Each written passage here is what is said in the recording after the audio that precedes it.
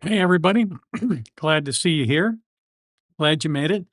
Hello to our folks across the pond in York, England, and upstate New York, and all the other different places that I've seen in the chat. Glad to have you guys here. Um, it's been it's been an interesting couple of weeks, I'll say that. All you guys have been out there hyping my videos, and they have been going like wildfire. I can't, it's just unbelievable almost how many new subscribers we have. And that's always a good thing. I mean, it definitely makes it easier for me to make videos when there's more people watching. People have lots of different suggestions.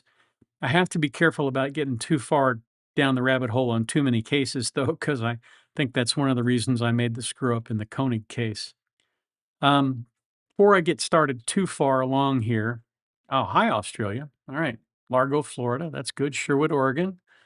Um, the Loretta, the channel growth's really not on me. It's on all you guys. You guys have done that. I'm so proud of you guys. I wanted to let you know that Anaya Blanchard's killer, uh, Ibrahim Yazid, he's no longer an alleged killer. He is definitely the killer. He was convicted in Macon County Court a couple, well, more than a week ago, I think, and he did not get the death penalty. They're gonna basically he could get. I think the worst he could get is life in prison, and I would hope, given the situation, that he would get at the very minimum life in prison. But who knows what's going on? Um, it's rural Alabama, and Tuskegee is more or less rural. It's between Auburn and Montgomery on I-85. It's not exactly a cosmopolitan community, so you're not going to have a lot of people there who are necessarily anti-death penalty, but they didn't find him guilty of capital murder. They found him guilty of first-degree murder and felony murder, but not capital murder. So he didn't get the death penalty. I thought I'd update you on that. Oregon Coast, good to see you. Um, Nick is here. All right. Well, Nick, I was on Nick's show a couple of weeks ago. That was a lot of fun.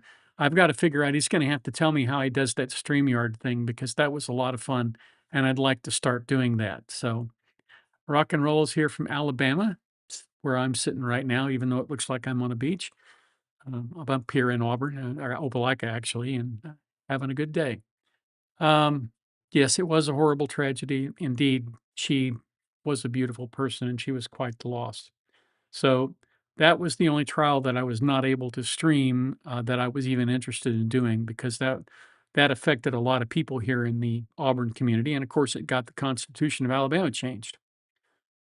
Another update: the person who helped me with the Munchausen's video, the factitious disorder video, she is going to. We're going to do a Zoom, and we're going to talk about an issue that she has raised in the Sundwall case that may have been missed and actually may give her an ability to either claim ineffective assistance of counsel or sue for medical malpractice, one of the two. I don't know which.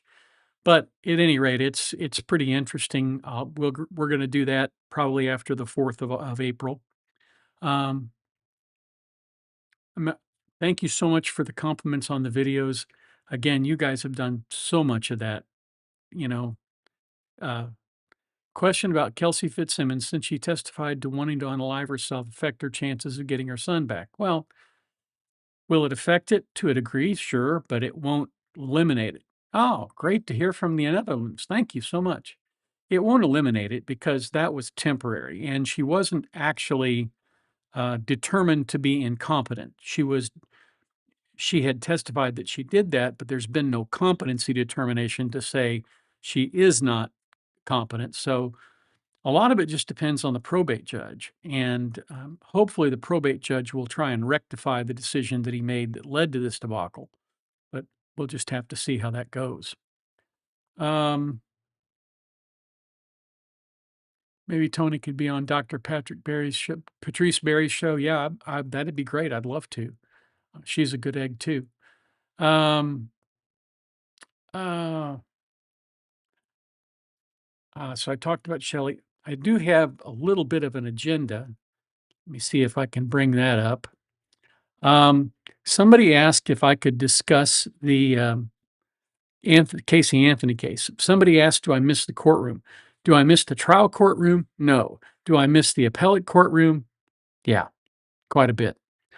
Huntsville, great city. That's true. Oh, well, thank you. I appreciate that. Best Legal Eagle on YouTube. I don't necessarily think I'm the best, but I'm certainly trying every day to be the best. Can I discuss the Casey Anthony case? Well, it's been a day or two since that came through, but it was a very interesting case. I think the big lesson to come out of that was you absolutely have to prove the underlying crime. It is not enough to just prove that someone is a liar, right? Uh, it's not that's what they did. They proved she was a liar. And indeed, she was convicted of being a liar, but they never proved that she did what she was alleged to have done with her daughter. And I also want to credit her defense attorney. Her defense attorney was very, very good, made all the appropriate objections, but yet he was professional, I thought. Um, so that's good. Um, Powell, Ohio. That must be near. Is that in northern Ohio or is that middle Ohio? That's not ringing a bell with me. Um, so here are the things that I had picked up from the comments on the post, as well as from the emails that I've received. The Somebody asked about, can problems arise from jurors talking to the press? What the pros and cons are about that. So here's the short answer. They're unlikely to arise in that way because by the time they are released from their oath, they've been released from their oath. Now, let's say somebody makes a mistake and says, before we sat down to deliberate, we all had our minds made up. It's really a statement of opinion. It's not a statement of fact. And in almost every state, there is a rule against impeaching a jury's verdict. So you can't call all of them back in and question them. Now, they did that in the Murdaugh case because there was external influences on the jury. But in this case, in the Richens case, I don't think there was any external influences. So it shouldn't be a problem. Crystal Fox, thank you so much. If you want to next arrow, yeah. The appeals brief in Rick Allen case has been filed, Delphi, Indiana. Yeah, I'd have to go look at that one. That'll be fun. Um, let's see. We retired academics something to think about, Tony. We still need brain food. That's why I do this. I need brain food. I need to stay active. I need to be in there and do what needs to be done. Um, so I really enjoy it, and it's been so much fun. I didn't really think I would do very much live streaming when I first got started at this, and I didn't for like the first 3.5, 4 years. I only started doing them a few months ago, and I've actually enjoyed them as much as I've enjoyed making videos. Um, so yeah, my view would be that if you have a controversial verdict, you sort of have this view that you want to try to explain it to people, and you never win in that situation. It's like engaging with trolls on the internet. You're never going to please somebody. Somebody's still going to be upset with the way things came out. I think pretty much universally people agree that Karen Reed was not guilty and that she got the right result, but you still find people who say she was clearly guilty in their view, which again, I don't understand. So I don't think it does you any good to explain a controversial verdict. And I think identifying yourself as one of the jurors could lead somebody causing you problems. I don't know if anybody, one of my wife's favorite movies is Cape Fear, if that should tell you something. Um, do I think the number of appeals for death penalty cases should ever be limited? I do think they should be limited at some point. What does our present court system need the most? Ah, boy, that could be a 2-day video. Um, one thing it needs is actual skilled lawyers who know how to try cases, and public defenders who know how to make objections. The performance of the last couple of public defenders has not been very good. Um, the old version of Cape Fear, where the guy hunted down the lawyers and the judges and the jurors and that kind of thing. Um, let's see. Um, one of the things that came about, somebody told me that they had been scammed twice last week, which was pretty awful. And one of the new things that has come up, you may have heard of it, you may not, is jugging.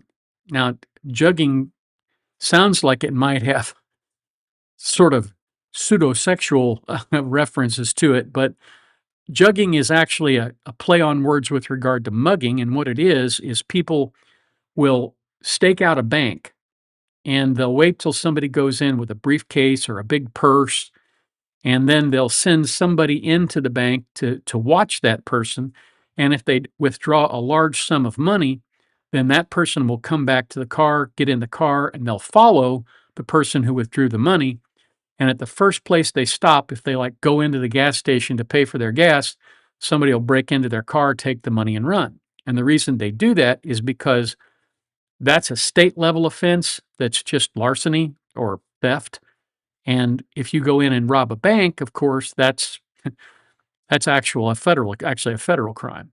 So um, that's one of the new things that's going on here. Donna Adelson filed an appeal. Well, we knew she was going to, um, and I think that's pretty obvious that she was going to. I don't think she has a snowball's chance.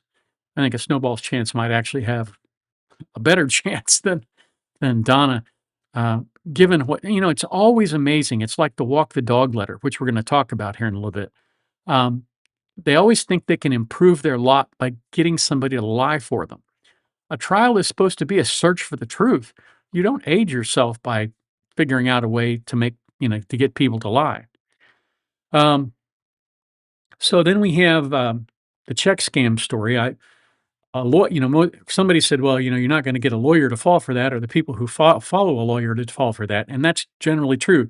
You guys have been a lot smarter than a lot of people.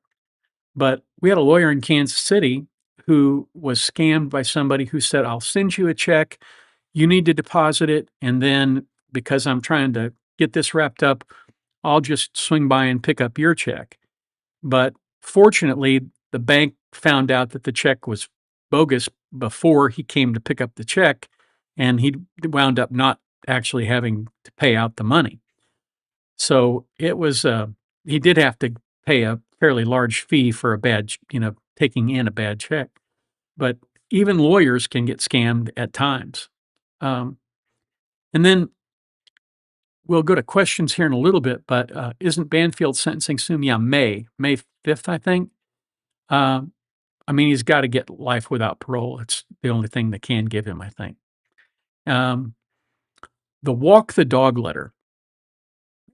I said I thought it must be some kind of family code.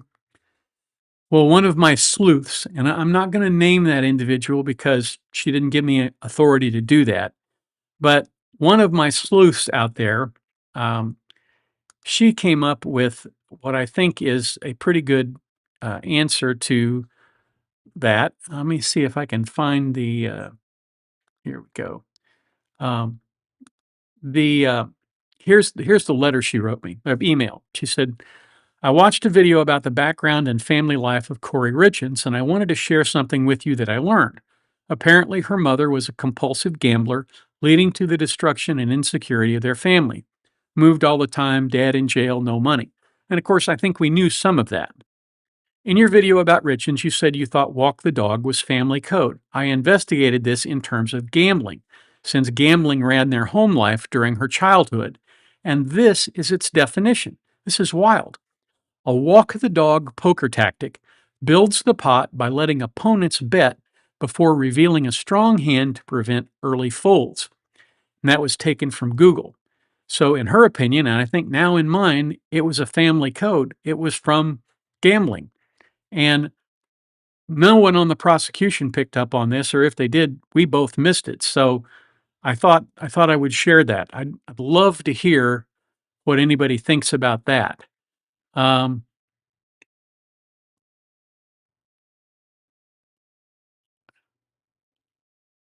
let's see. Um, so let me go back to I wanted to point out to anybody who didn't know, but the guy that was scamming was, of course, using this M6 designator at the end and X4 and all kinds of stuff like that. And every time he popped up, one of you guys would report him and he'd get kicked off. So hopefully he's given that game up for a while. And that's the other thing that I wanted to talk about was Tommy Otaki in Koenig.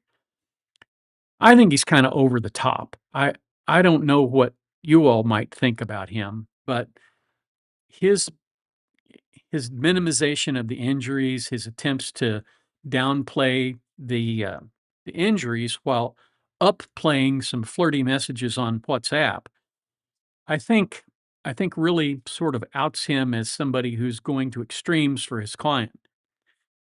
Be interested in hearing what you think. Uh,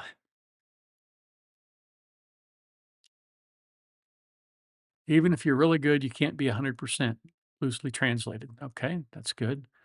Any idea when judge will rule in Chandra Van Ark's uh, hearing? Her post-conviction relief hearing, I know he said he'd write it, but what date? I suspect it will come out fairly soon. I don't think she stated any grounds for post-conviction relief. Her lawyer was not ineffective. I mean, he probably was not at the top of his class in law school, but again, he wasn't ineffective. Have you appeared pro hoc vice in other states? If you have ever had an opportunity to practice law in a different state, what state and why? So, yes, let me tell you about a couple of them. One of the things that I did early on when I did do a lot of trial work was I worked in the area of the False Claims Act. That's, if you want to look it up, it's 31 United States Code, Section 3729. And the False Claims Act provides that if you blow the whistle on fraud and you file a case with the federal government, and the federal government investigates and recovers money, as the relator, you will get a reward somewhere between 15 and 20%, 25% rather, of what the government gets back. So I did a lot of pro hoc vice. I did it in Florida, did it in Texas, California, and then I've appeared in different courts like the Seventh Circuit, the Fifth Circuit, 10th Circuit, 8th Circuit. Um, Never been in the Ninth Circuit, but I've appeared in all of those appellate courts at different times in different cases. So, yeah, I did a lot of travel. I spent a lot of time in front of a windshield, or actually behind a windshield. I'd have bugs in my teeth if I'd spent my time before the windshield. But I have done a lot of traveling in my early lawyer career, and one of the things that was nice about appellate law is that I got to spend a lot more time at home. Um, these defense attorneys don't do their clients any favors. They put the victims on trial and make the defendant look more guilty. Yeah, one of the things that one of the jurors in the Richens case said, I think he was talking to Nate Easton on East Idaho News, and he said that he thought that the defense attorneys had really overplayed their hand, I think is what he said. And I have to agree with him. You know, my metaphor was Thelma and Louise driving her right off the cliff. So again, that's kind of what I thought. In the Koenig case, is the defense attorney trying to say his client has been overcharged, like it's an assault but not second degree murder? Thanks. Well, it's not second degree murder, it's attempted murder, and it's probably attempted second degree murder because he was clearly in a fit of rage. I would have thought he would have had a better luck if he just pleaded temporary insanity and thrown himself on the mercy of the court. But apparently that wasn't in the cards. Uh, I think he might be trying to say that, but if he's trying to say that, he should just simply say it. He should, and the way you say that is not to impeach the prosecutor, but in closing argument, you say this is not a case of attempted murder. My client didn't try to kill her. He was really upset. He hit her with a rock, but he wasn't trying to kill her. And maybe the jury will buy it, but maybe they wouldn't. Nestor needed a little spit and polish. Yeah, I would think so. Uh, Nate Eaton, okay, yeah. Shanda's a scary one, yeah, she is pathological. I'm pretty sure she's a sociopath. Um, how long is the trial in Koenig expected to run? Again, I'm not real sure about that, but, they're still putting on prosecution witnesses, and they're going fairly slowly. So I think it'll probably go at least through the middle of next week, and the real question is whether or not they're gonna put anybody on from the defense. Sorry. There were so many bad facts on Corey, there was little the defense could do. Oh, I agree. But you don't help your client by doing what you shouldn't do, which is annoy and anger the jury. Kathy from Gossip, Rumor, and Innuendo mentions you today, Tony. You're finding your way to the Best People's Podcast. Well, I'm glad to hear that. I've not seen that podcast, but I have seen the thumbnail for it. I'll have to tune in. Why do I always hear about attorney not making the judge mad, or or can it be used against them or their case? Well, judges are only human, and I made the mistake of making a judge mad in a criminal case once, and every post-conviction motion I made of any, well, that was legally valid, he ruled against me on, and I'm pretty sure he held it against my client, but my client had done more things to tick him off. So, it's kind of one thing after another. You do the best you can with what you have, and then you move on. One of my partners used to say that when you lose a trial, whether you're defending or prosecuting, if you lose a trial, you drain the bathtub and move on to the next one. And that's kind of what you have to do. Everybody likes my Thelma and Louise. They are perfect names for Corey's attorneys, and that's kind of how I remember them too. Um, I was very impressed with the defense attorney in Fitzsimmons' case. I thought he was extremely good, and I thought he was very professional. I didn't think the prosecutor was very good, and I thought he got some undeserved compliments from the judge, but the judge was also political. I mean, that's just the way it is. There are people who are political, and judges in elected jurisdictions tend to be that way.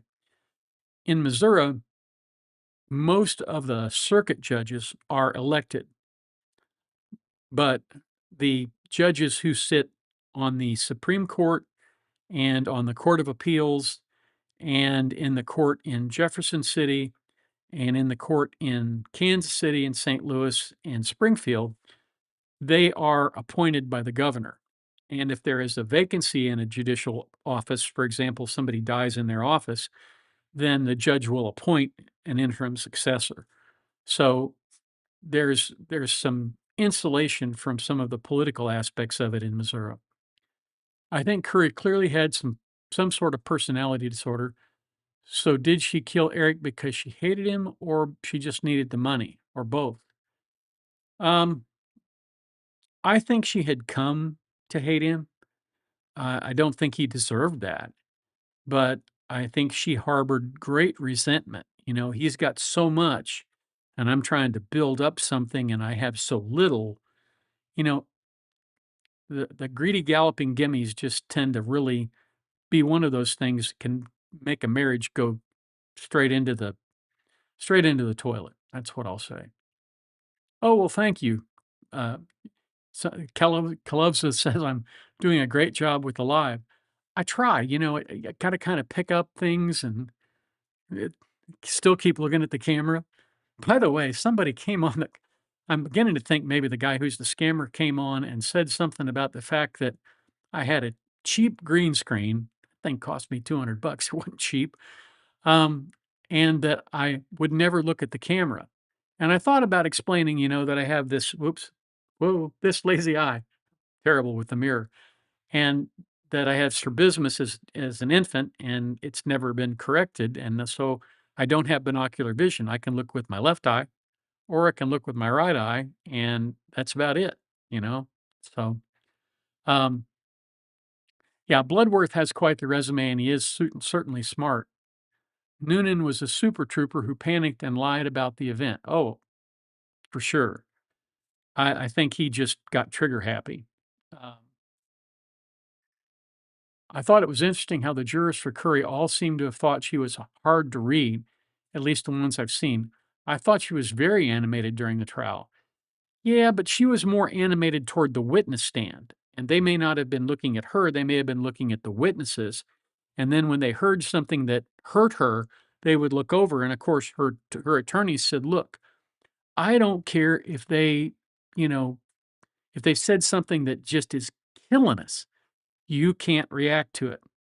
In fact, one of the partners that I used to work with in Kansas City, a great lawyer by the name of Vic Bergman, said that if you, oh, thank you, Kelly, I appreciate that. Appreciate the super chat, Nurse Kelly.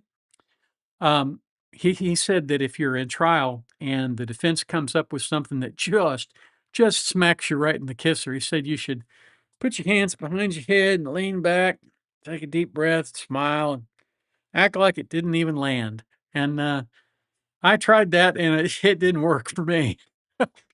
I guess maybe I didn't sell that it didn't land. Oh, the haters get me down. Yeah, well, sometimes I'm only human too. It gets me to a certain extent, but that one was pretty easy to handle. I just removed the comment and let it go. I didn't even respond to it. Um, oh, well, thank you. I appreciate all the compliments. I think Corey met boyfriend on house flipping to North Carolina after she was married. Yeah. Um, there are a lot of people who try and improve their lot in life by sort of trading up. I think she's probably the only person I know of who traded down. I mean, the guy was, he had, it was a great guy, but he wasn't exactly rolling in dough. I think Corey chose him because she could use him in a number of different ways. And I'm trying to be vague here, but I think you get the point. Um, Money was just a means to an end. That's right. Then she hired him. I had my son had strabismus. Glasses at young age corrected. They didn't for my son. Well, they didn't for me. They said they would have to go in and do something with the muscle and tie it off, and they said there was a chance that my eye would never recover from that if they screwed it up. And I spent 13 years in hospitals, and the horror stories that I could tell you about things that were messed up. So I decided I did not want to do that. Um, I think Corey felt Josh would admire her, but while Eric's money, not personality, made her feel inferior. All good takes on that. Um, Corey was ambitious in the most toxic way. Yeah. One of the things that I used to do this presentation called Success is a Journey, and it was all about getting to a place in life where you're happy with who you are. My goal was to be happy with who I was, to be comfortably, comfortable financially, and to give back more than I got. Thank you, Fletcher boy. That's very much appreciated. First time live. I appreciate the super chat. Thank you very much. And I think that's an important goal in life, to have a personal constitution where you can lay it out in 3 easy steps, and to like who you are, love what you do. Catherine Graham, who used to be the owner of the Washington Post, said to love what you do and feel that it matters. How on earth could anything be more fun? And again, that is absolutely, that's my story in a nutshell. For 30 years, I did what I loved, and I loved what I did, and that made it not like work at all. Um, let's see. Uh, Walk the dog slang, particularly in military or corporate context, means thoroughly reviewing, rehearsing, or talking through a complex plan to ensure understanding, often used for a walkthrough. Well, yeah, that's one thing, but I do think the subscriber who said that it was tied to gambling, I think that also makes sense given her background. Corey could also feel superior to and mostly get free labor out of Josh. Boy, isn't that the truth? I'm late. YouTube notifications stink. Yeah, they sometimes do. Corey had too much to cover up to testify. And again, I don't know why she tried. And I don't know why her lawyers tried to gaslight the jury. There was never any chance she was going to wind up being acquitted. I mean, they gave her a good defense, as good a defense as they could. And I'm not knocking that, because they did try very, very hard. I just think that they went a little too far in some ways. Um, Somebody had a question there on Koenig, I thought. Yeah, I need to watch the Koenig case. I have no idea what it's about. Well, Koenig is about a doctor, an anesthesiologist, who took his wife on a hike on her birthday, and he threw her a birthday bash with a rock upside her head and basically tried to kill her. And she came down from the mountain only because there were two nurses who found her in the middle of the attack and rescued her and treated her at the bottom while the police officer stood there and asked questions. They did have an ambulance coming, so I mean, he probably couldn't have done better than the nurses did. But yeah, again, that's a pretty awful case. Any thoughts on Nestor also being the defense counsel for Tyler Robinson? Yes. Um, I think her experience in the Corey Richins case is why she wants to avoid having that case live streamed, and I hope they will live stream it anyway, because that will be a fascinating case to do. I will be on that like fleas on a bird dog. So, uh, let's see. You have a grand personality to do a YouTube channel, mild-mannered, educated, and seasoned on topics. Well, thank you. I appreciate that. Nestor went dirty, especially trying to insinuate Eric and his best friend's relationship. Yeah, now that was the low light, the what Mo on Nick Staro's channel called the Brokeback Mountain moment. Uh, there was, I mean, tell me you don't have a man in your life without saying you don't have a man in your life, because that's pretty much what that said. And I think I feel sorry for her in that regard. If she honestly thought that that was, sexting, which is clearly not what was going on, then she she needs she needs to get out more. I'll put it that way. Yeah, it was gross she stooped to that level. Yeah, I enjoyed the interviews Nate did too. I think he's a pretty good personality. I think he's got a ticket to ride on YouTube. Um, yeah, the Robinson case is not going to go for at least a year. They're gonna have tons of pretrial discovery. They're gonna have mountains of data that they're gonna have to go through. The FBI is going to haul haul a garbage truck up to the front porch of the public defender's office and dump reams and reams of material on them, and they're gonna have to go through it all, and it's just gonna take a while. They're gonna have to dictate a series of teams to go through it and process all that information, and I might add the DOJ is gonna have to have taint teams go through all of that to make sure that they haven't got anything in there that is privileged in some way. So it's gonna be a while before that gets ready to go to trial. Um, yeah, I think it is. I think it's a very bad look to appeal to someone's religious bias. Uh, Somebody says that she thought that sexting would, appeal to LDS people because it would be a sin, and I'm sure that that is true. I mean, I I think a lot of people who are familiar with Leviticus in the Bible and Genesis would find it to be, a sinful behavior. Uh, But again, if there wasn't anything going on, there wasn't anything going on. Um, did you think some defense attorneys like Nestor's go home at night, say to themselves, I hated that I did that today? Or do you think they don't care and just tear innocent people apart? I think what happens is they go home and they say, man, I really smacked him in the nose.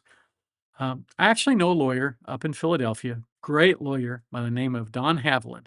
And he says that, your job as an attorney when you're questioning the other side is the first thing you do is you punch him in the nose, figuratively speaking.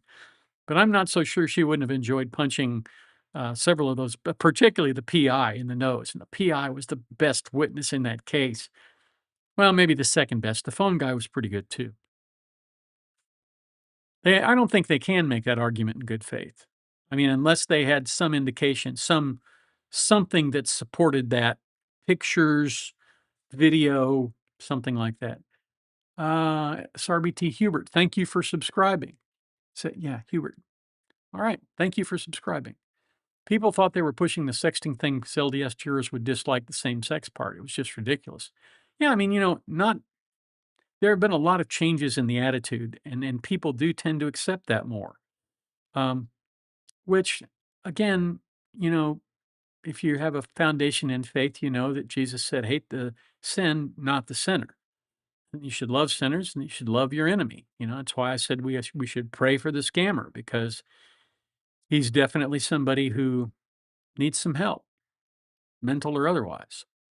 Um, a lot of us in Utah are ex-Mormon. We aren't counting sins of people; we're counting humanity, and the inhumanity they attempted about Eric didn't go anywhere. Well, it certainly didn't go anywhere with me. Talking about Philadelphia makes me want a Geno's cheesesteak. I got you. The PI had that back surgery was incredible. He was, wasn't he? And you could just see, I mean, he was teed up. He had one-liners that he was keeping in a bag to pull out just for her, and it was great. Uh, Defense attorneys only rip out innocent witnesses when their clients have no defense, and that's true. Sometimes, there are legitimate reasons to question a witness and question them hard.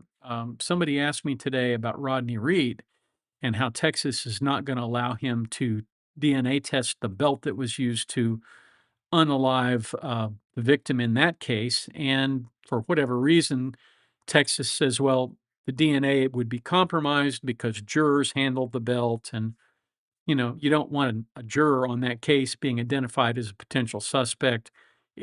I can understand Texas's position, but I honestly don't think it would hurt.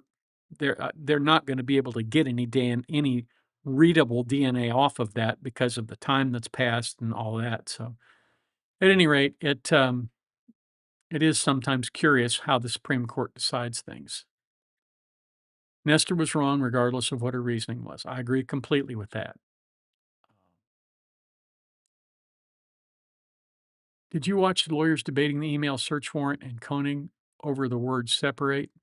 No, I was so turned off by Tommy Otaki's continued whining on evidentiary matters.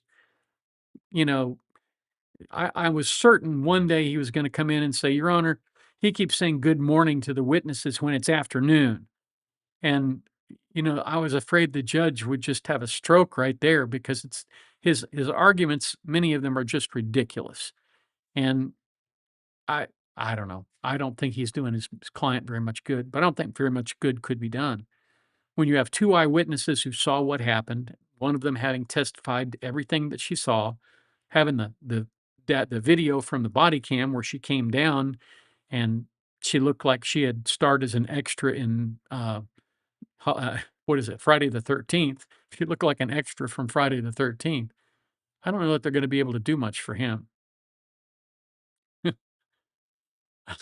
He was great, agree, and provided a bit of relief in a serious trial. He was a bit fun, and he didn't let them twist anything. Oh, no, you don't twist a witness like that.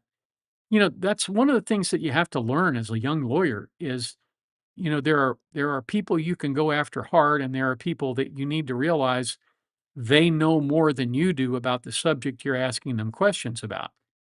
And it doesn't do you any good to beat them up, not in a deposition anyway. I had a pediatric intensivist lie to my face about things that I knew were wrong, and I didn't impeach him there. I had lots of questions that would have impeached him with, literature at trial, but you don't go after those kinds of folks without being really well prepared. You have to know more than they do on a subject before you can attack them, and she clearly didn't know more than that PI did. Gotta go to work. Oh, man, that stinks. RN Nurse Kelly. ICU won't run itself. It never did when I was there. But I have to tell you, the ICU and the emergency room were my two favorite places to work in the hospital. I think I was an adrenaline junkie.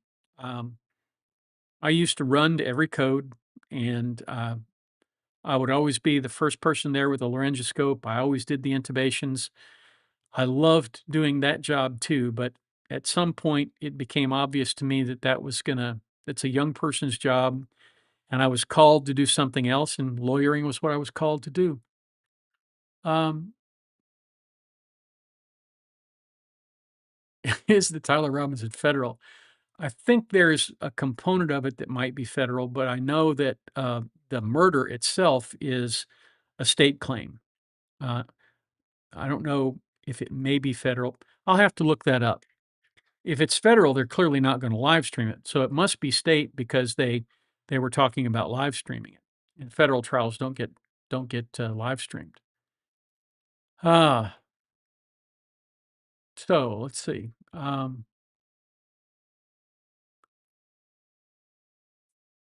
You get the best care in both places. Yeah, usually you do. Every now and then an ER doc will miss something, but not very often. Those guys are really sharp.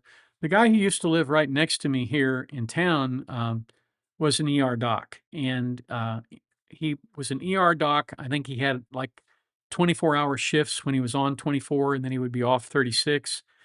And when he was in his off 36, he would work as a nursing home doctor for a couple of nursing homes, and then go back to the ER, and then every now and then he'd get like a 4 or 5 day break, and he'd come back to his house here at. We have a National Village has a huge Robert Trent Jones golf course, and he was a big golfer. Paula Gal subscribed. Thank you so much. Appreciate that. I really wish they would put that in a different ink color. It's hard to see on that background. Yeah, I was a respiratory therapist for 13 years, and did that. I was an EMT before EMT paramedic before that, combat medic in the Army, and I enjoyed medicine. I did, but at some point, you know, you have to reinvent yourself.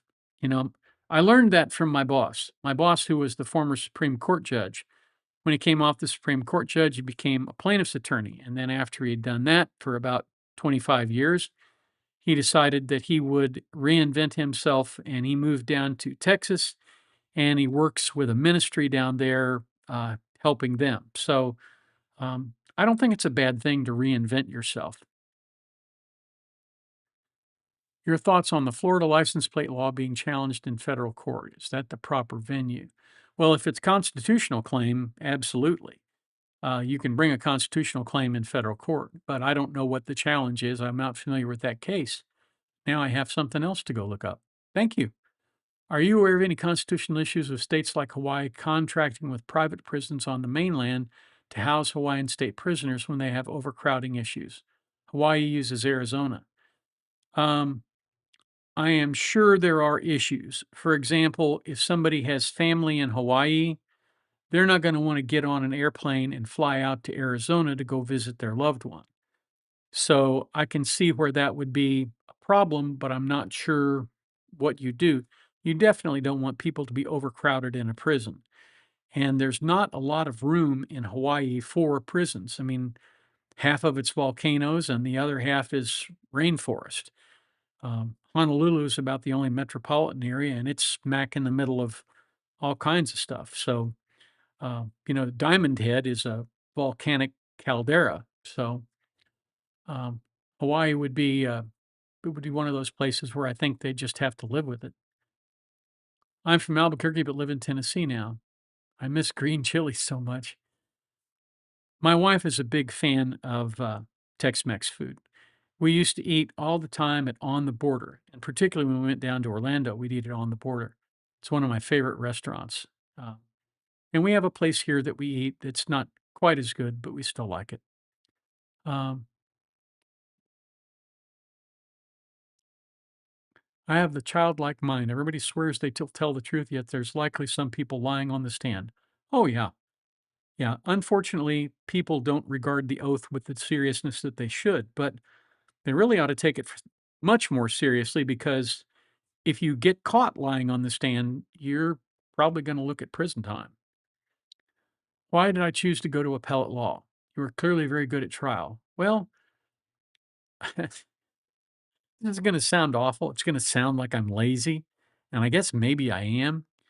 But I would rather stand in front of 3 appellate judges for 15 minutes and argue legal points than go toe to toe with a defense attorney at trial and try to get information out of reluctant witnesses. Um, I was reasonably good at that, but again, there were people who were better, and it was when it was time for me to move to the appellate lane, there were really good people who came into the firm who were good at trial work. We had a number of former prosecutors who came in, and they were very good. So I didn't miss it nearly as much as I thought I would, and I loved the appellate side of it. So it worked out pretty good for me. Um, I thought Tommaso and Annie seemed suspect. Statistically, they were the last to see her. Um, it's interesting.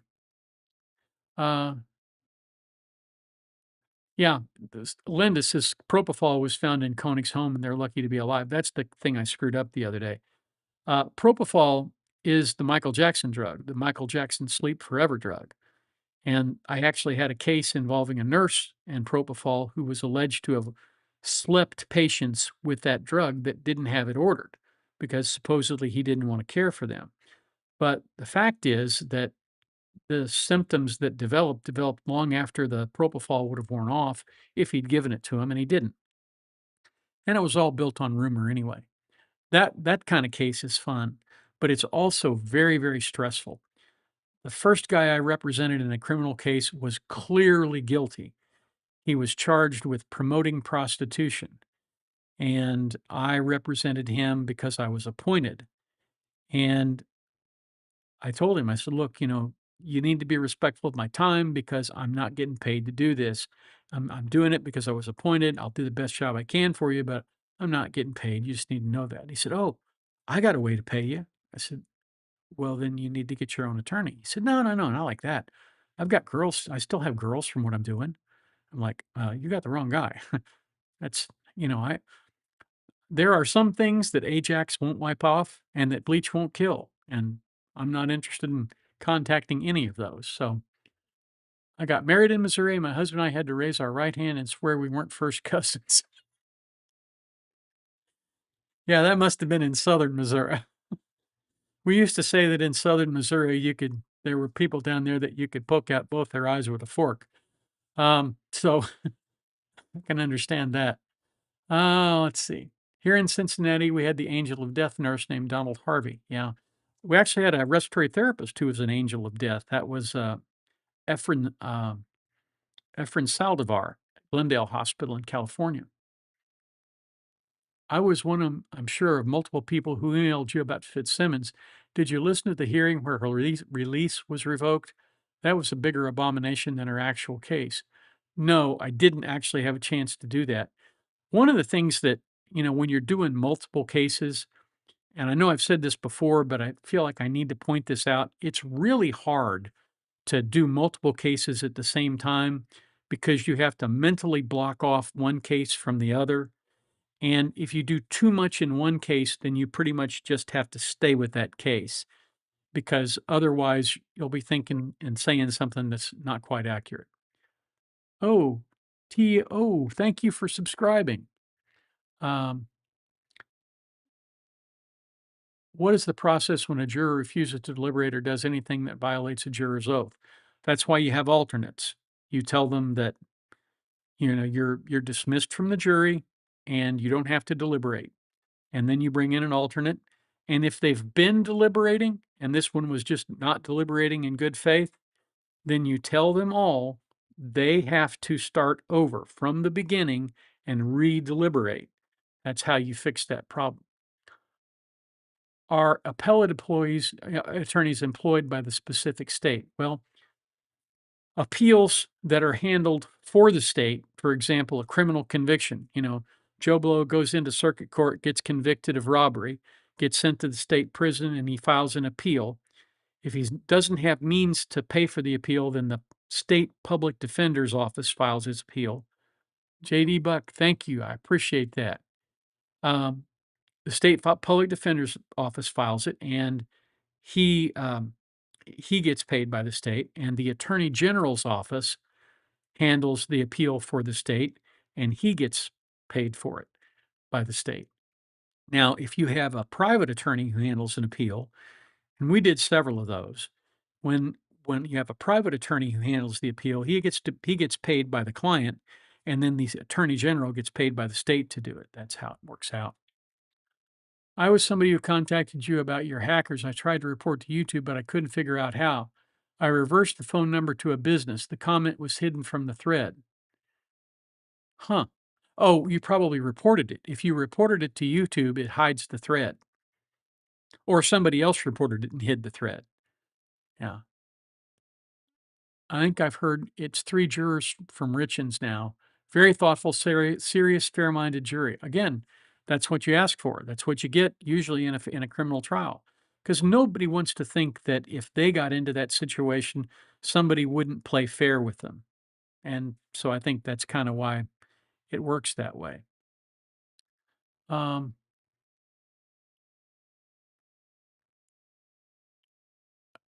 Nurse Kelly, never too late. You're basically a forensic nurse, so you get to go on your own YouTube channel and call it The Forensic Nurse and give us all insight of what's really going on. I'd subscribe. Well, I would too. Um, absolutely. You know, it is easy to get bored in retirement. That's sort of why I have the YouTube channel. They called up and said, "Hey, we don't need you anymore." And I'm like, "Damn, what am I going to find to do?" And then I found this. So it's good. Texas used to let you read for the law too, but stopped allowing that some years back. Yeah, that was never actually never a very good way to get good qualified attorneys. There aren't very many states that allow that. I know there are a few that do, but again, I don't think it produces quality attorneys. I think California is now letting people do that, which would have to be better than taking the bar exam in California. It's like a 3-day effort. Um, When did it become a thing that juries can get transcripts, sometimes evidence, or even their own notes to take back to deliberation? It's a rule that varies completely by state. Every state has its own rule on that. In Missouri, they get to take their notes back. I don't think they get transcripts, though. They can come back and ask for testimony to be read back. And I think that's a far better way to do it. But now that we have the situation where you have YouTube, I mean, the court could very easily ask one of the YouTube channels to set up a separate web account that could be accessed by the jurors in the jury room.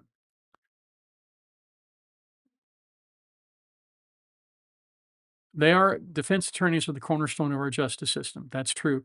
I don't know if any of you saw the thing that I did about the defense attorney down in Florida who defended that case and got a hung jury, which many times in a criminal case is a win. Um, I have a burning question. When the evidence is blatantly obvious, how can they still deny what she did? Did you see that a lot? At some point, wouldn't she just admit? I think good people would. I think good people would tell their lawyer to, just stop it. I'll plead guilty. They've clearly got me you know, by the short hairs, and I'm just there's no point in going forward. But she didn't do that.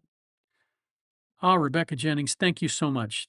Again, nobody needs to super chat to get to get me to answer your questions. So I appreciate them very much. I just I sort of have a thing about people who have the super chats as the only things that they will talk about in the chat because I think that's so unfair that you have a much richer environment if you work off of the chat. Um, and we are kind of like the people's law school. Somebody says that up there, Kathleen. Um, it is important for people to understand the law. The law school environment is more about it's almost kind of a philosophical environment. You learn how to ask the right questions, hopefully. Um, and if you're smart, if you're going to have a trial practice, you take trial prep or trial advocacy. And that tends to prepare you much better for trying cases. In Missouri, we have something called Rule 13, which allows a law student who is a 3L at the conclusion of their 2L year to become a Rule 13 lawyer, and then they can work with a faculty member and defend civil and criminal cases in circuit court. Jen Rose says she was on a jury in Kansas City. It was so interesting. Jen Rose, was it civil or criminal? You need to let us know. Yeah, Kim, you caught alive. Good job. Is there one law that every attorney understands the same way? I don't understand how it can be interpreted so many different ways. Well, well, thank you very much, Lisa. I appreciate that. Um, there is not, I mean, even the Constitution, which I always thought was pretty plain, has been twisted in ways that uh, make it almost unrecognizable in certain ways. Thank you, Gene on the Coast. I appreciate that very much. Criminal. Well, Jen, you'll have to drop me an email and tell me about it. And if it's interesting, I might see if I could get one of the lawyers who was involved to talk about it. That would be fun. I do think I'm going to switch from the OBS platform to StreamYards to do these because that would allow me to have guests on. And I think that would be a lot more fun. But you guys tell me what you think. Yeah, we're definitely cheaper than law school. That's true. Um, Evidence law. Yeah, evidence law is one of those things that varies again state by state. You know, there are a few things that are kind of set, like the rule against perpetuities in property law, and certain areas of trust law and probate and estates are fairly well set. Where there are uniform statutes like the Uniform Commercial Code and the Uniform Probate Code, those kind of tend to help with the whole environment of making the law the same in all the different states. But even some of the states have made modifications to UCC law. So, you know, there's no one law that any state has all the same view on, unfortunately. I wish I could volunteer for jury duty. I'm retired and love watching trials. Well, I think you can volunteer for jury duty. I just don't know that they would take you. Uh, there's supposed to be a clear cross section of the community, and they're supposed to do it in random order. They usually work from driver's licenses and voter registrations, and sometimes from real estate records. Thank God those nurses were on that trail. Otherwise, the area would be dead. Yeah, I think that's probably true. We wouldn't be talking about attempted murder here. We'd be talking about uh, definitely the same thing, murder. I would want my notes. Yeah, I think I would too. You know, that's one of the things I don't know how I could help not going home at the end of the day and thinking, you know, these are the important things I remember from the trial and writing them down. Pardon me. Um,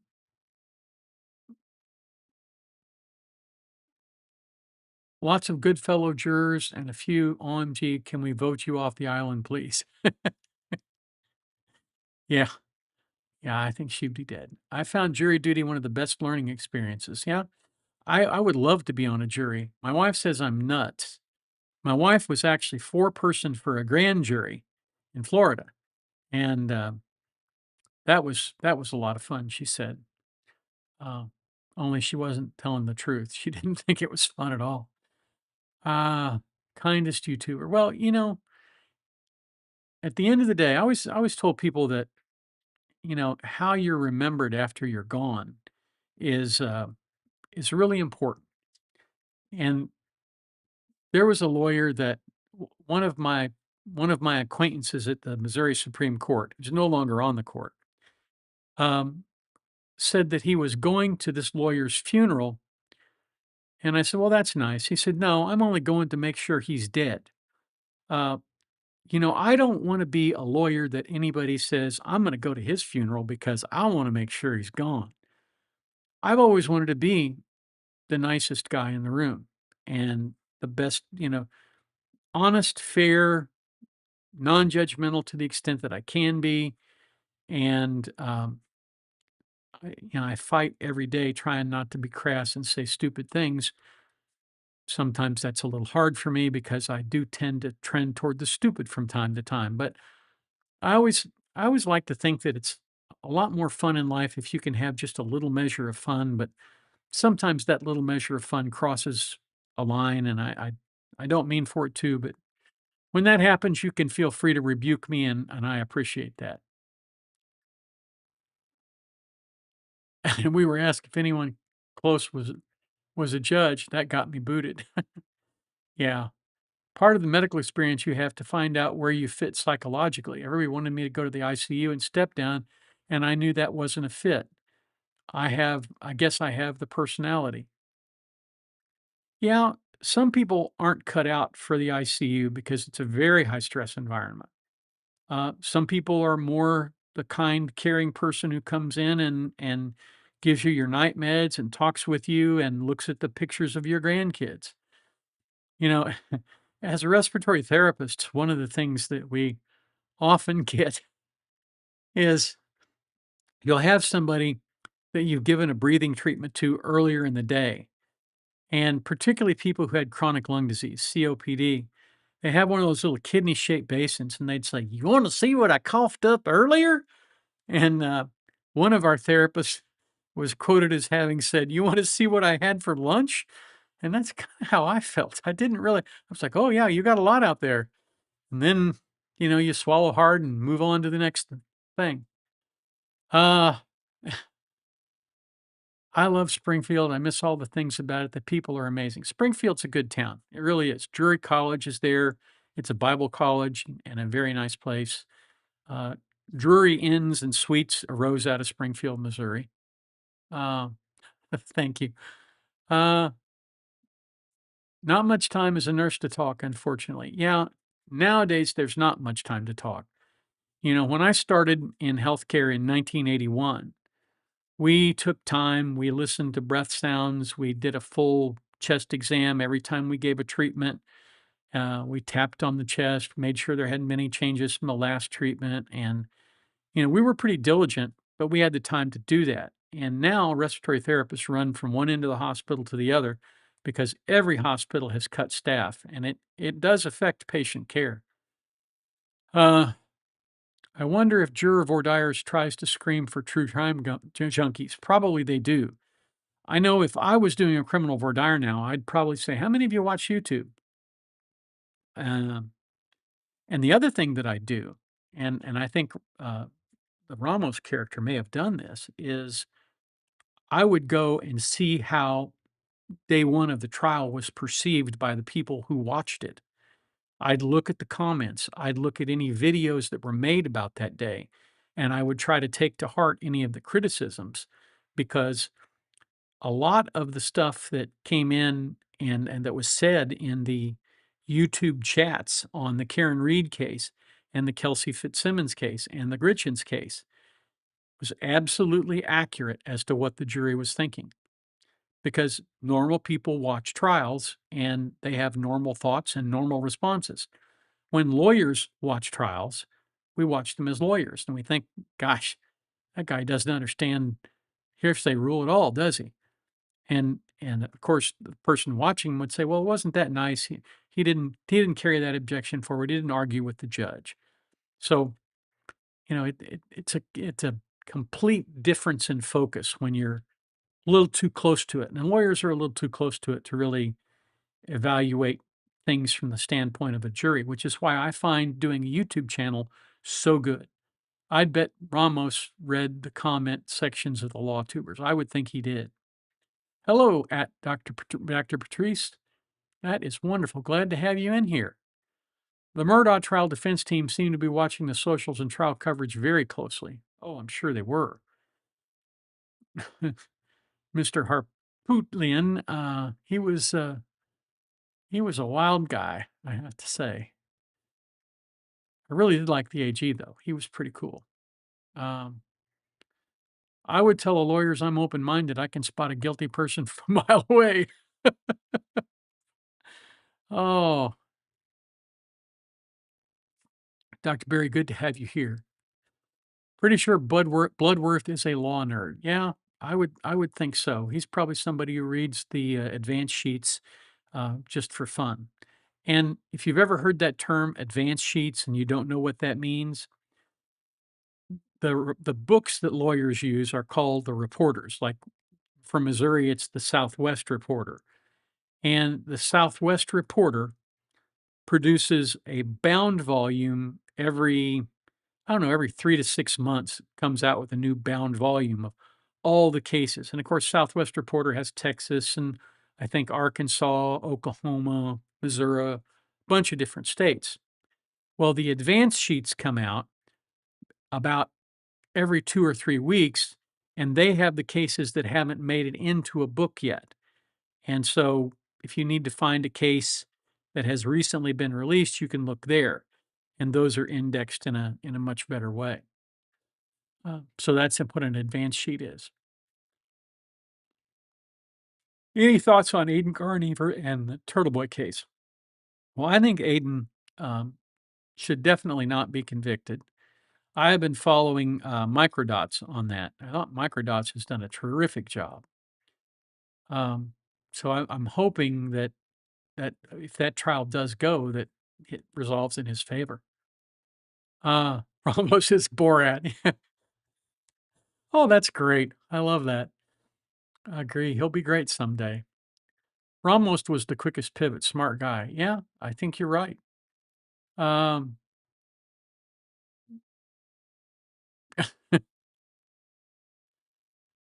any thoughts on, let's see, former Jag? Ah, that if he was a former Jag, that explains the birth control glasses. Now I get it. Um, Ramos looks like Kramer from Seinfeld. An angry game video nerd had a baby together. Okay, you guys make me laugh. This is just like one big party. I really enjoy it. I can't tell you how much fun it is to do live streams with you guys. Uh, let's see. I wonder if Corey liked the style of Thelma and Louise. I don't think she liked the result very much, but maybe she did. Maybe she thought they were really going to town for her. Ramos was teamed too much. Ramos came in like a bull in a china cabinet. He got toned down, and I respected him more than Nestor and Lewis. Absolutely. We had an angel of death in West Islip, New York. Yeah, those are awful. I love how so many of us bounce between all the same channels. It's great to see your peeps in other chats. Yeah, it is. It really is. Yeah, I love going live. I didn't think I would. You've seen the Microdots deep dive in Kelsey Fitzsimmons case then? Just came out a day ago, I think. No, I didn't. Is that what I can't unsee?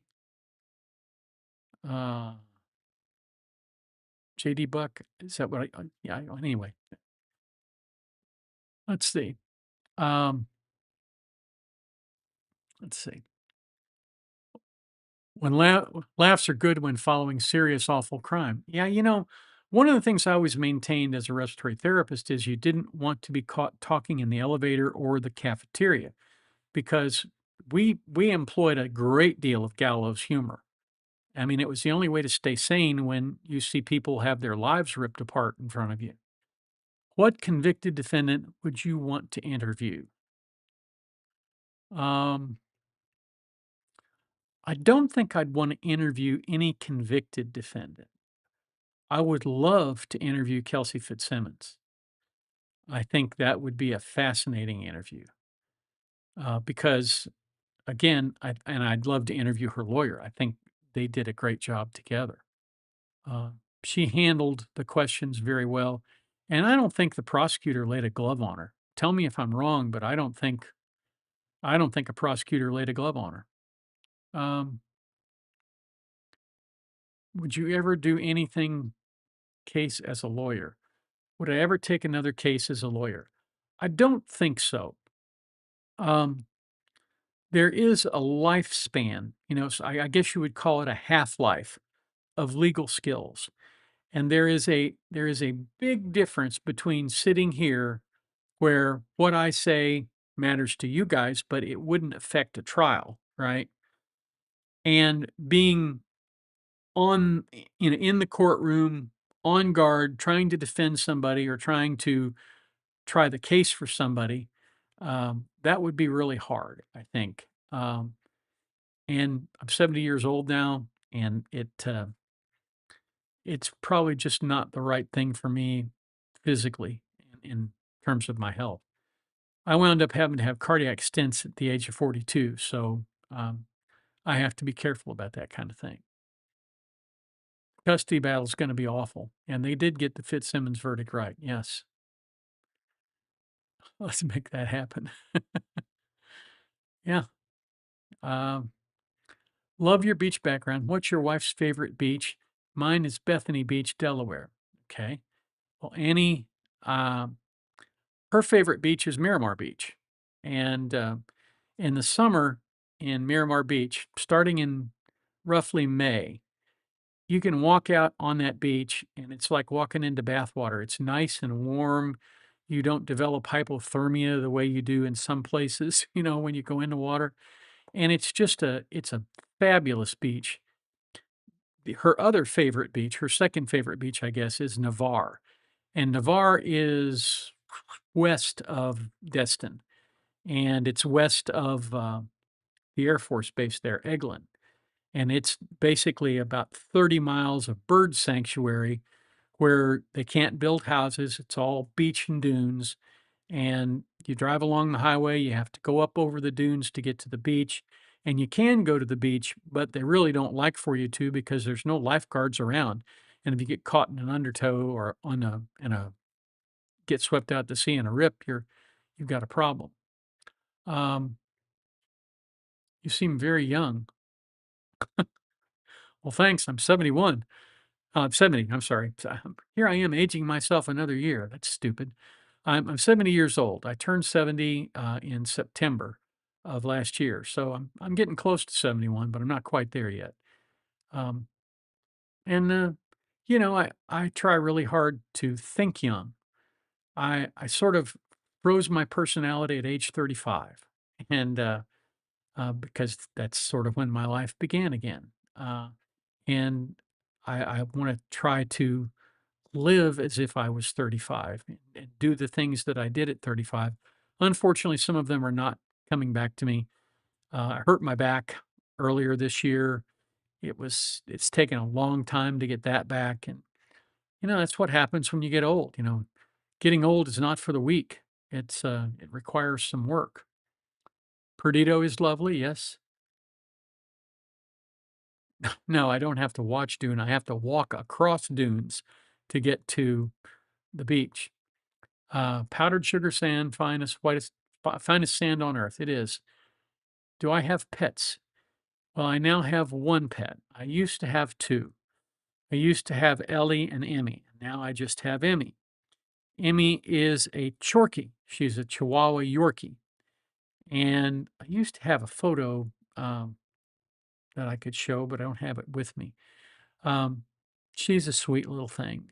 And she walks with us in the morning. We walk about a mile and a half with her in the morning, bring her back, let her stay here in the house while we go finish the other mile and a half that we do.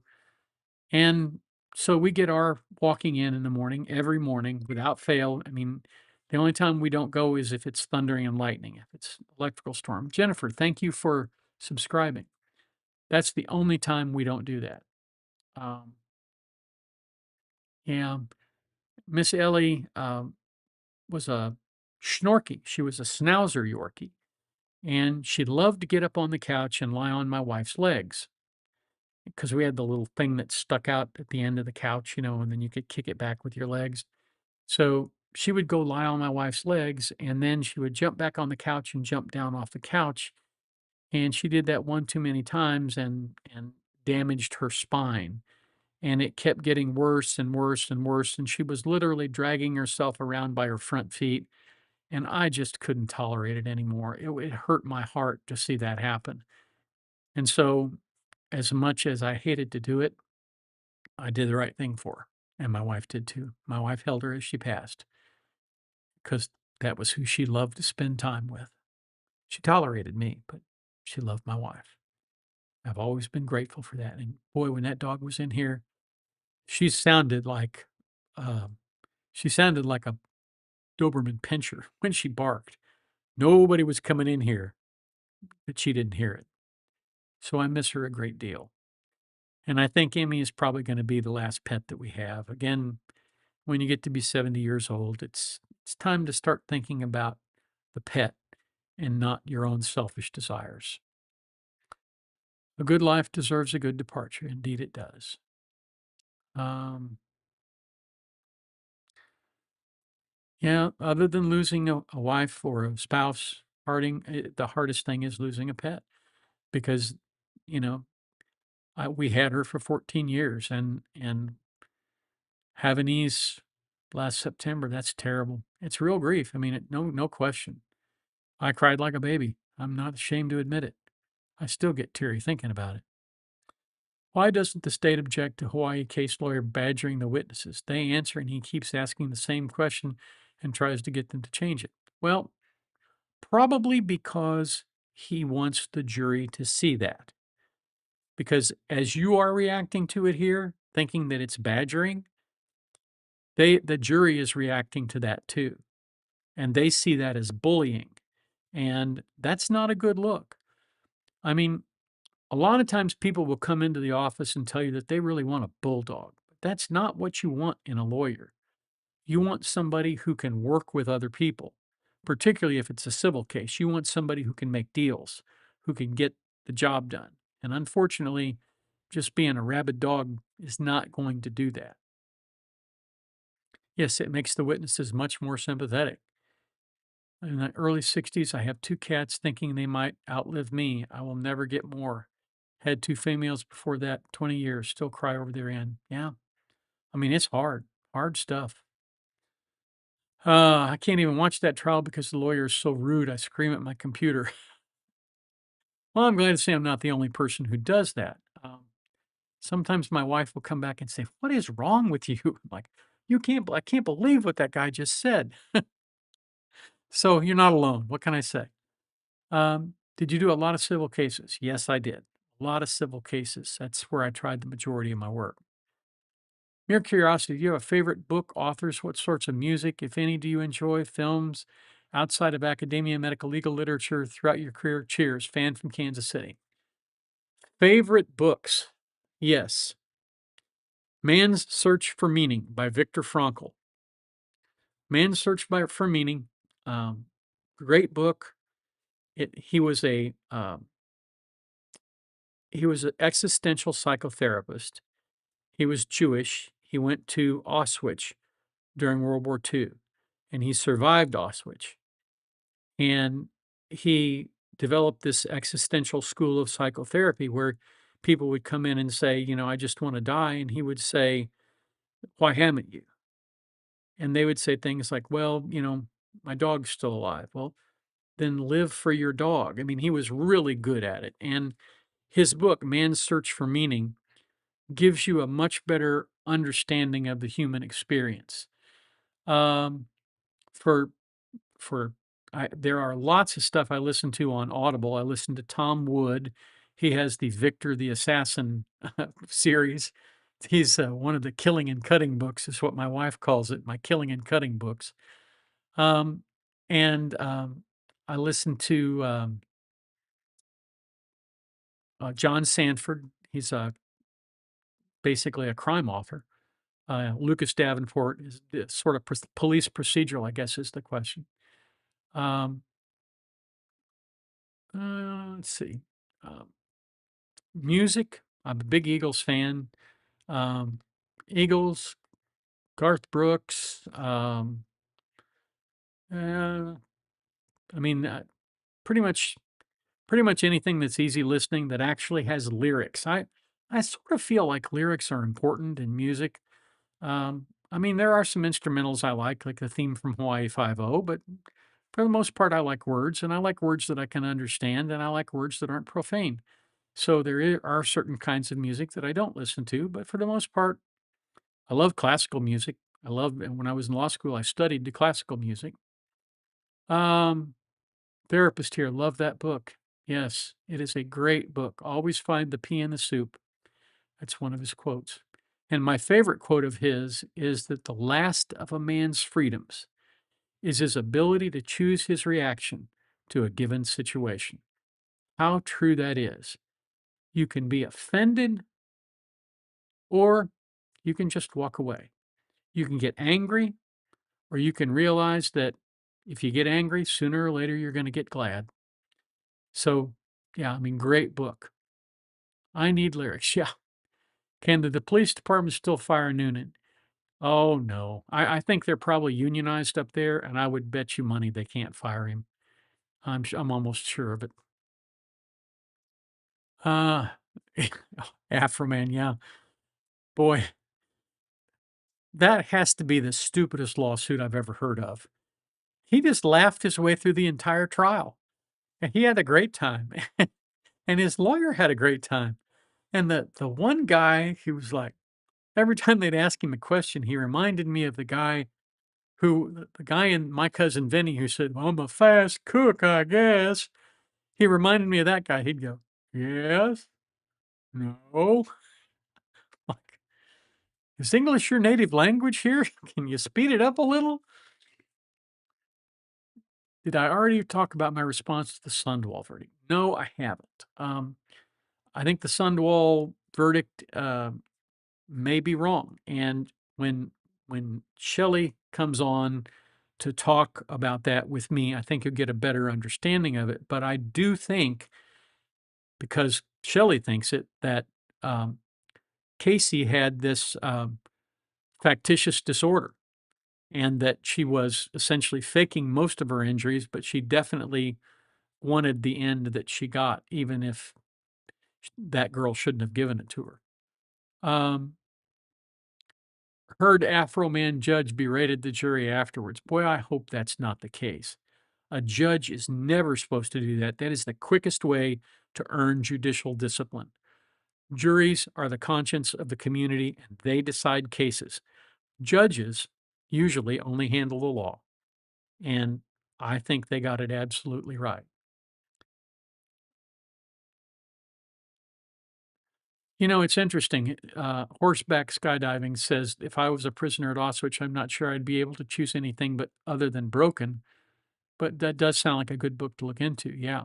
Um, there is there are a number of people who went through the horrors of being in a Japanese prison camp during World War II, and some of them have just lived out their life in peace afterward, even after they'd had terrible experiences in the prison camps, even after their guards, which were supposed to be prosecuted but managed to escape, um, they still were like, no, you know, I have forgiven them and I've gone on. And that's another one of the reasons why I believe very hard in the power of forgiveness, because forgiveness is, you know, the act of releasing yourself from the prison that you put yourself in.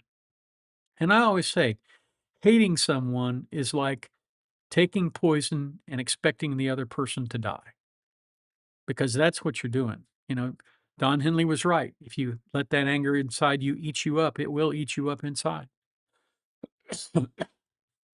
This is an excellent live. Oh, well, thank you so much. I appreciate that. My dissertation was on forgiveness and aggressive children. Oh, man, what a great dissertation. I'll bet that was wonderful.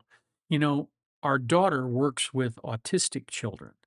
She works with children who have autism, they're on the spectrum. She does autism testing. And I actually was working for a long time at interactive metronome therapy for those kids. And some of them are just as sweet as they can be, and some of them are very aggressive. So, I mean, that is a very important thing. You've got to forgive those children because it's not like something that's volitional. Um, copyright strike me just for that. Well, he copyright strikes everybody who puts any tune into it, that's for sure. Love watching you and have hyped this station. Oh, thank you so much. I appreciate that. Um, yeah, The Heart of the Matter is one of my favorite songs. That and Lion Eyes for a completely different reason. It's the reason I needed to hear Heart of the Matter. Some of you will figure that one out if you're familiar with the Eagles.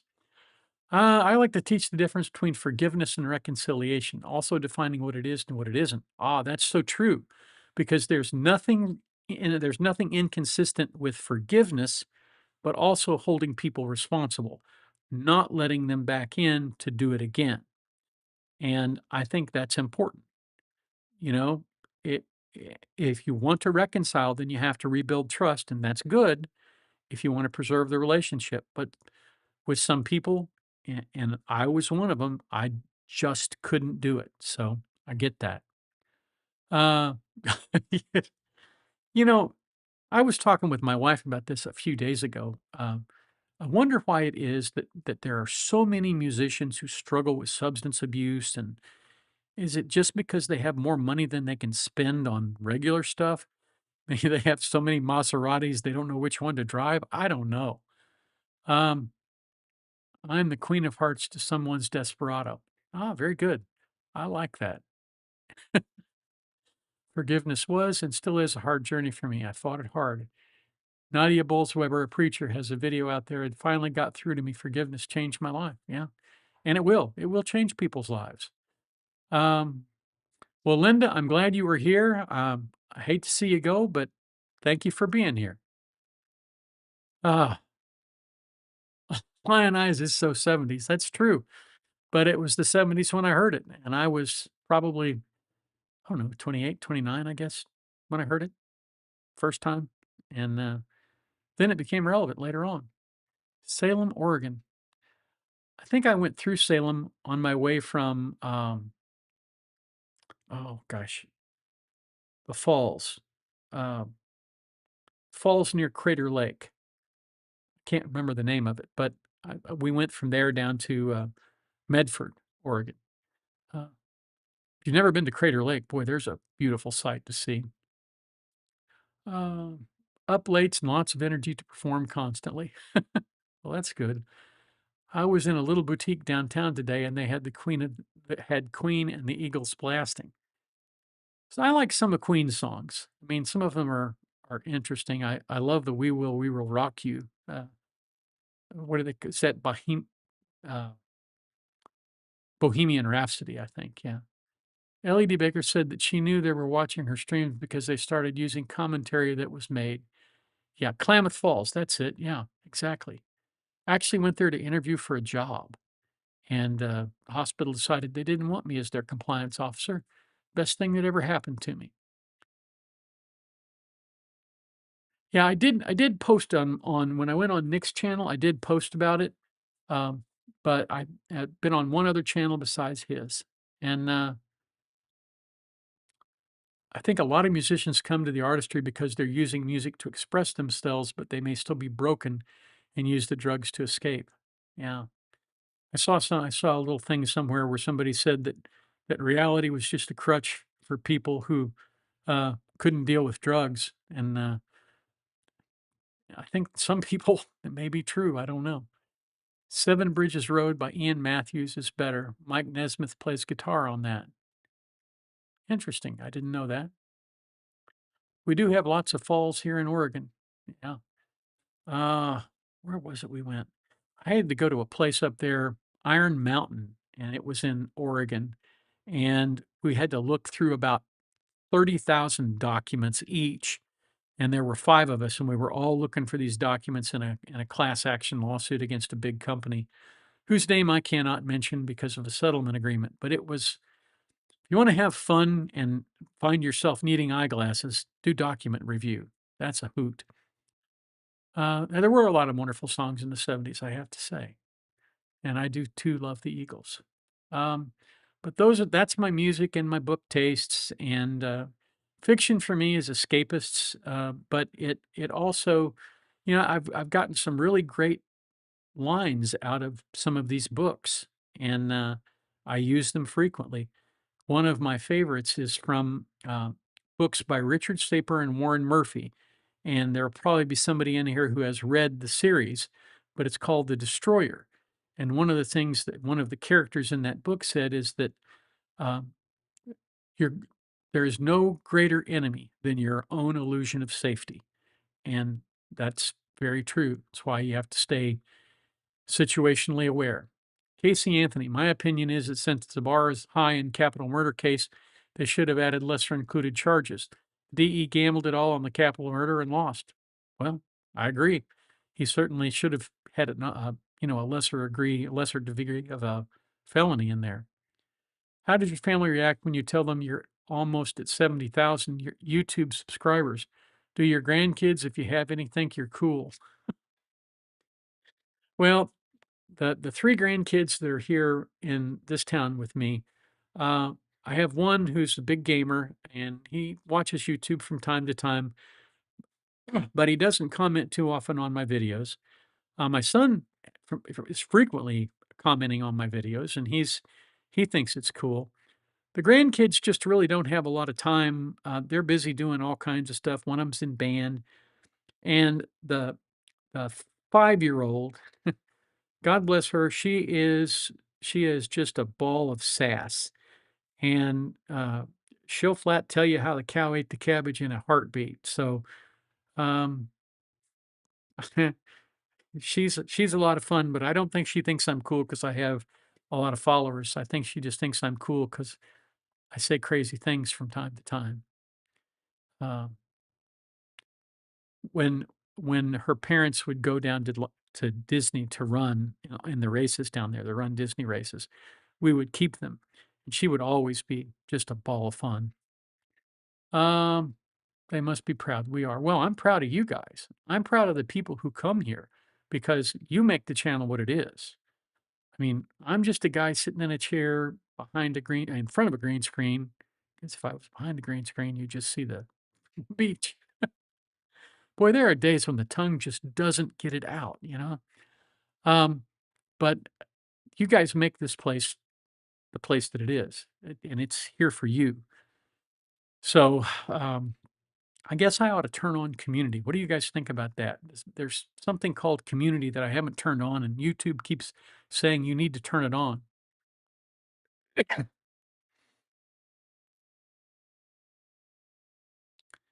I think that Bloodworth being a Jag really was part of why he was so offended by her question to Josh, who seemed to clearly have PTSD after serving in Iraq. Yeah, I think that's probably accurate.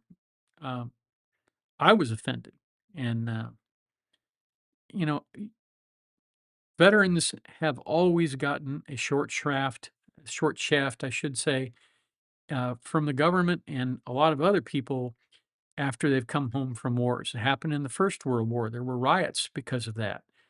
Um, so, I think I felt terrible for that man. I mean, she came as close as anybody can to destroying his life. And now he's been on, his image and his testimony will be on YouTube forever, probably, or on the Wayback Machine at least. And that's gotta eat at you. You can post messages through community and share pics. Well, I'll have to do that. Thelma and Louise were just awful. They were definitely pretty awful. Well, again, I can foster a positive community, but it requires a positive community to respond. And you guys have responded. I'm proud of everybody who has come on here and participated and been a part of this. Oh, I think she broke him too. I think, and the thing of it is, when he was testifying, that little smirk. I mean, it's almost like I got you, didn't I? I couldn't deal with her. His brother is on YouTube. Shane Grossman has some interesting insights. I'm sure he does.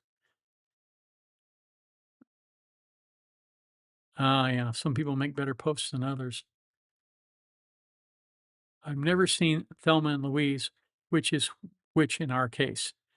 Um, I would say that Nestor is Thelma and Lewis is Louise. Thank you, Loose Tooth. I'm glad you enjoy it. Um, I think soldiers at least protesting goes back to the revolution for a reason. Yeah, absolutely. The Nestor Lewis team offended much of the internet. They didn't seem to know how to edit themselves. Yeah, they didn't seem to know how to quit. That Brokeback Mountain moment, I can't quit you. They can't quit being jerks sometimes.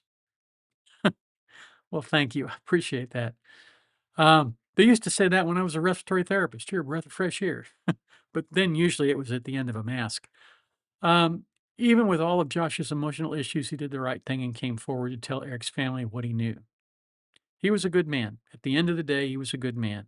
I think he felt uneasy about being, the other guy.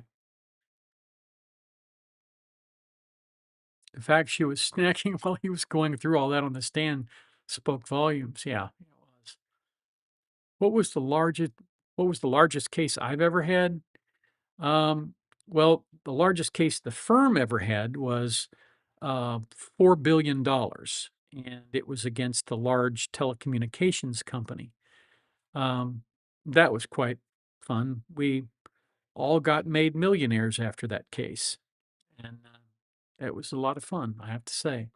As for me, my biggest case was 1.09 million, I think, after the interest and everything were put together. And that was in a contract case against American Family Insurance. They used to have all your family's protection under one roof, but that roof leaked, let me tell you. Um, yeah, I do remember him being distressed and putting his head down. He just looked like she had kicked the stuffing out of him. I think she was using, I think she was using being a father to her boys as a heartstring. Yeah, probably.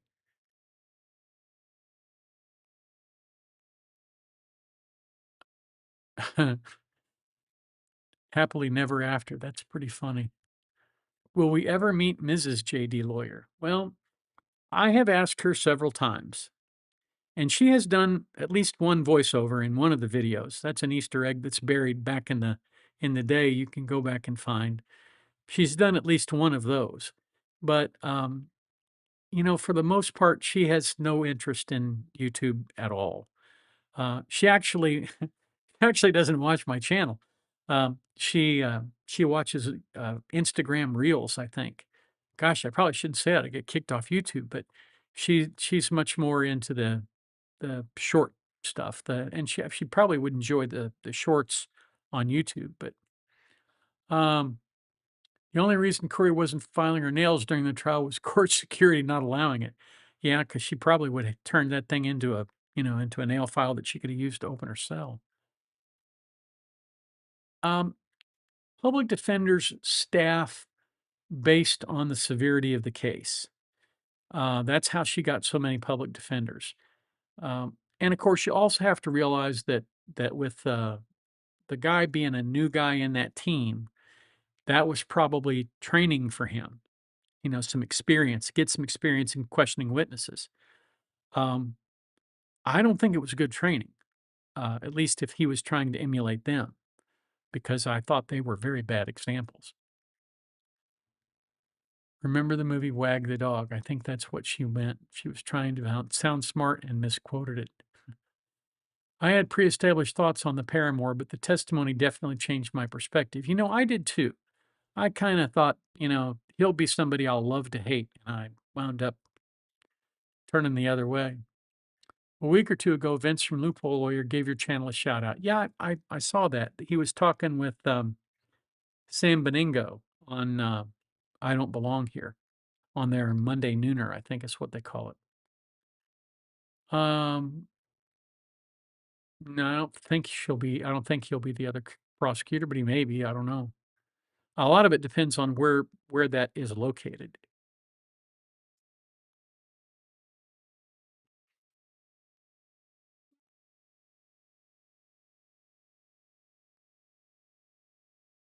Yeah, you shouldn't let anybody give you anything for not giving forgiveness. You know, that is that is a decision that you have to make, and you have to make it freely. And you really can't be compelled to do it. Kim Cannon, thank you so much. I appreciate it. Advice for an aspiring law student. I do have advice for an aspiring law student. I actually think I had a video that I put out at one point for it. Um, Let me see if I can find it, and I will. If you'll drop a comment on one of my videos, Kim, or send me an email, my email, send me a channel email, I will respond to you, because I did do sort of an advice to law school students video. I wonder if Corey felt inferior to Eric in his success, but felt superior to Josh. Yeah, I think that's exactly the way it was. Ah, the financial crimes case. Yeah, that I could very well be wrong on that. No, that could very well be the case. The financial crimes will be interesting. It's in some respects it doesn't much matter because she's going to get life. There's no way she's not going to get life, and it's not like she can do more time than life unless they have life with parole in Utah. I don't know if they do or not.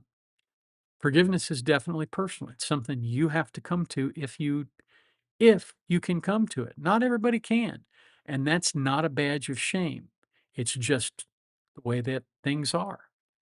So, I'm with you. You do you.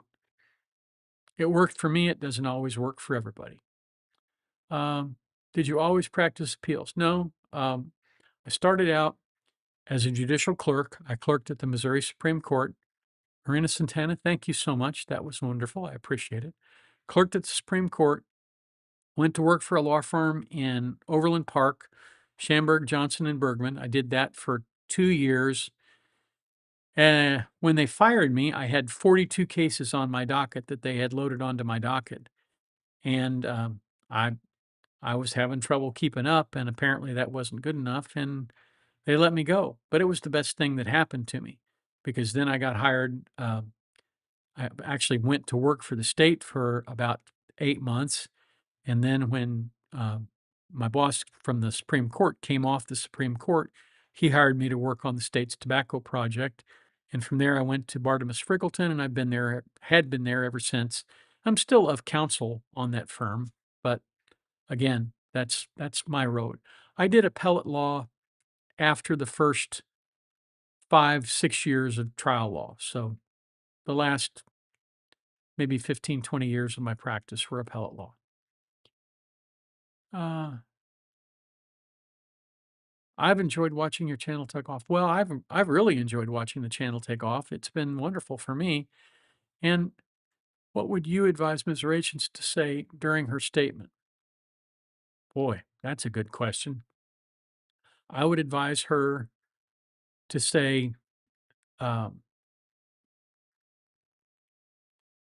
if she intends to appeal, she can't admit to anything, right?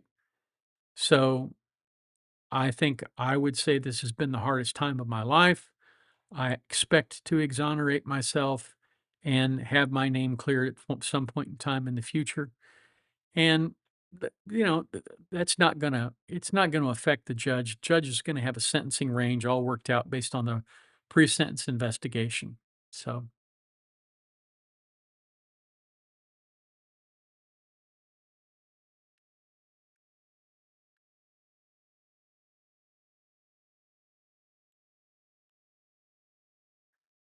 yeah, the LI train subway shooting case, that was awful. Everyone needs to be fired one time. I am a firm believer in that.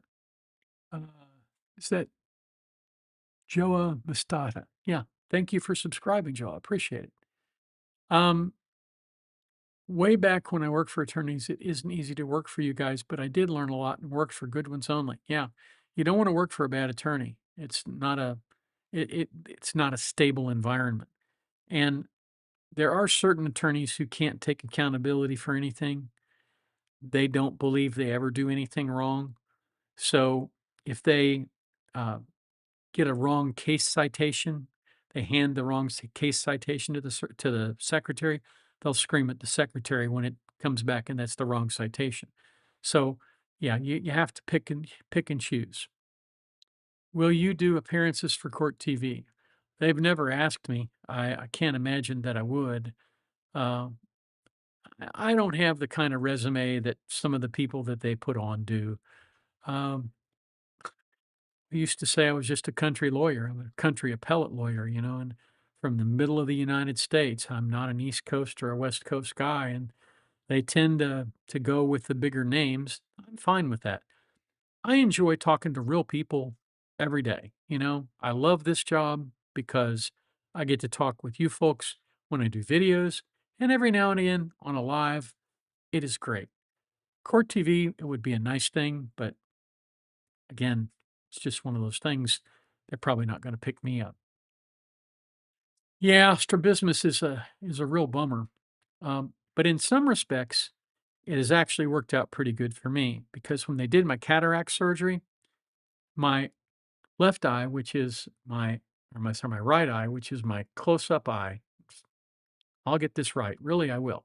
That's my distance eye, which is why I don't, which is why I look. Ah, this one. I look with this one. Um,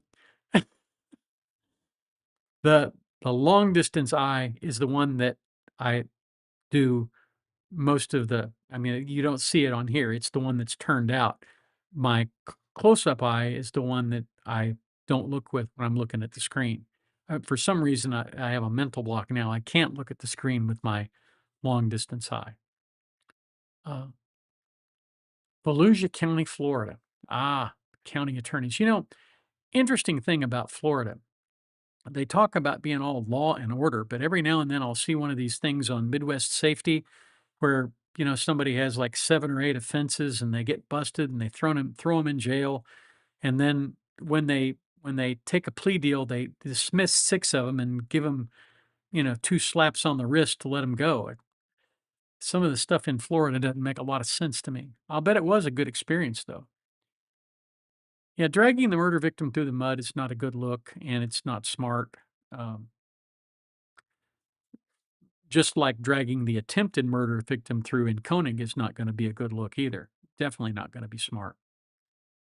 Ah, Midwest Safety mentioned. Yes, it is a great channel. I watch that quite frequently. That and Code Blue Cam, um, Fridays with Frank. I love Fridays with Frank. He is so chill. I mean, if you were going to get a ticket from somebody, you'd want it to be Fridays with Frank. Which brings me to my favorite story about Alabama.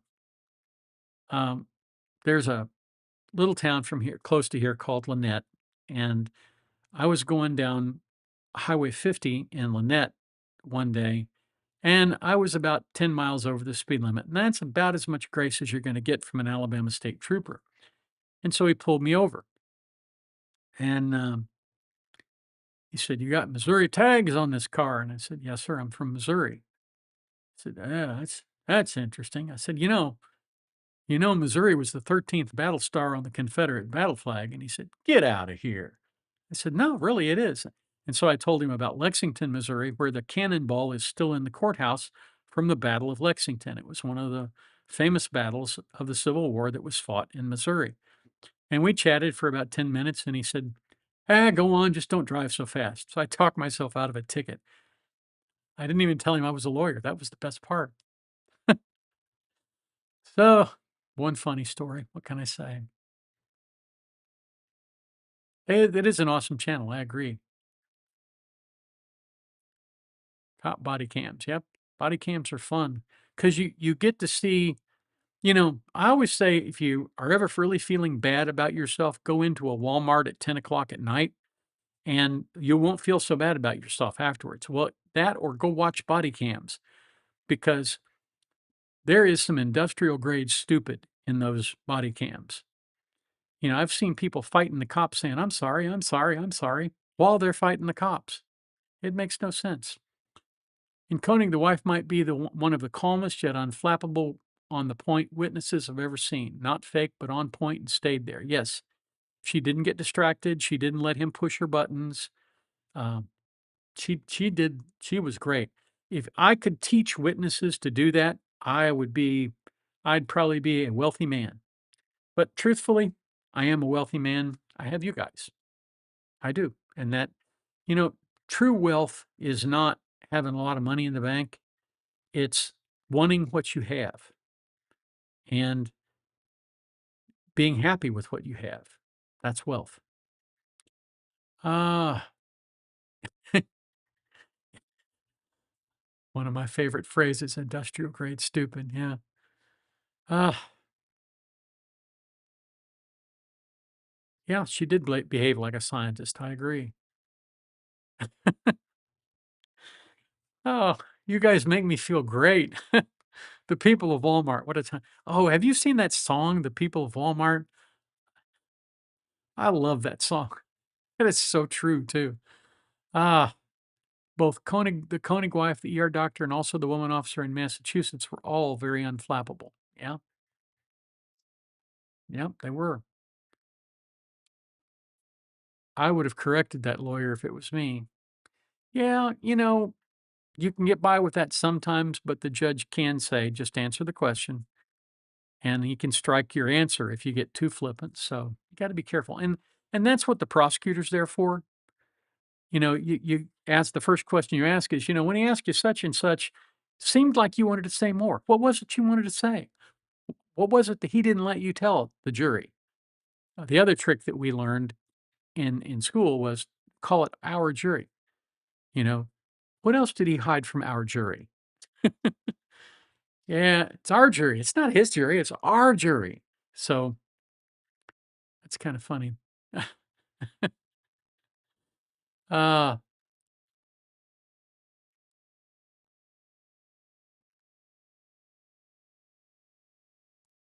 okay.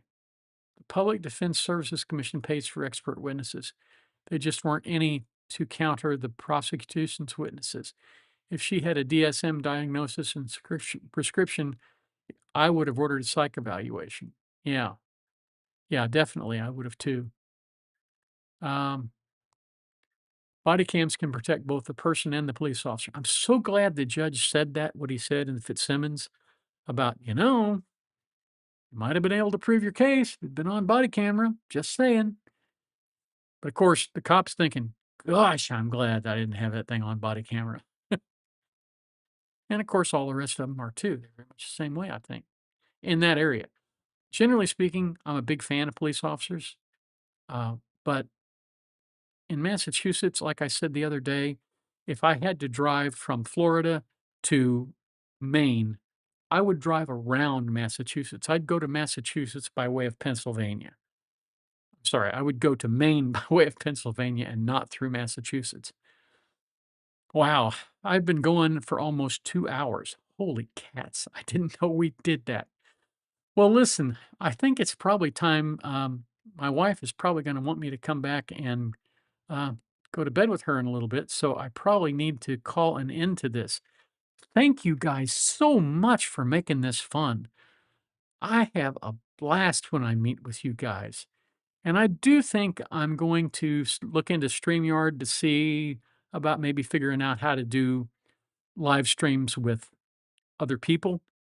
So maybe have a way that people can come online and chat with me and ask their questions and that kind of stuff. That would be funny. That would be fun. I would really enjoy that. Well, listen, I'm going to put on the ending soon screen. I'm going to let you guys chat a little bit more. I'm glad you caught this too, Terry. Thank you again, everybody. Everybody who has been here the whole thing. Couldn't have done it without you. It is so much more fun when everybody has, time and participates. And we'll catch you again next time. Love you all.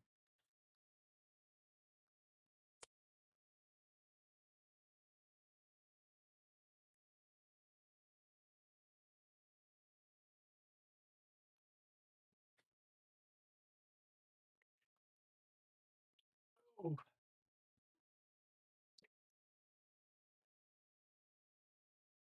gotta stay.